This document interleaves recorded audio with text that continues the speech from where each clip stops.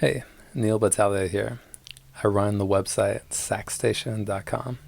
We can go to ask some questions about the saxophone, read some things, see some videos and lessons, and check out some classes that I've put together on different topics. This is a question that I got the other day, and I think it's a good question for a lot of people, and it kind of pops up in different forms. And the question is, hi, I'm a junior in high school and been playing the trombone since 4th grade.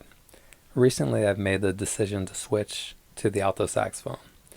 When I put my neck, along with reed mouthpiece and everything, on the sax and go to blow a note with no keys down, I'm making a very high, almost squeaky sound. I'm not getting the solid note I should be getting. What am I doing wrong? Could you please give me some advice? Nikki.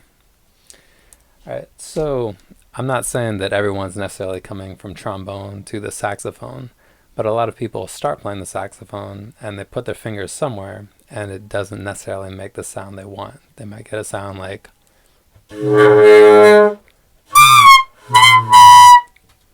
something along those lines. And if you don't have any keys on the saxophone, that's going to be a C sharp, which sounds like this. But if you've never played the saxophone before, it's not necessarily going to sound like that. What I'm going to actually recommend is not starting with no keys, even though that might seem like it's the easiest in some ways. You're not pressing anything. It's not going to be the easiest note to play. It's not necessarily hard if you've been playing a while, but if you've never played before, it's not the easiest note. I'm actually going to say to start with a G. So 1, 2, 3.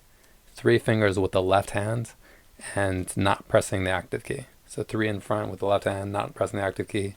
Get a good hand position, get your fingers curved, and try playing that note. So that's a G, and it's in what we call the mid-range of the saxophone.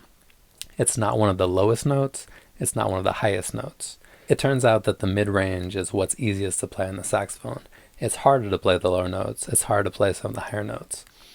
And eventually you'll get there. They won't always be hard, but they will be initially. So for your first few notes, I would say start with a G, maybe a B, maybe an A. So G, A, B. I have a video where I show these first notes on the alto sax, and that's where I recommend everyone start playing the first notes. Kind of theoretically, it seems like C might be easiest, but it's not necessarily the easiest note to play. I would say A, B, G, those 3 notes, like just with the left hand in the middle of the range of the saxophone. So try that out.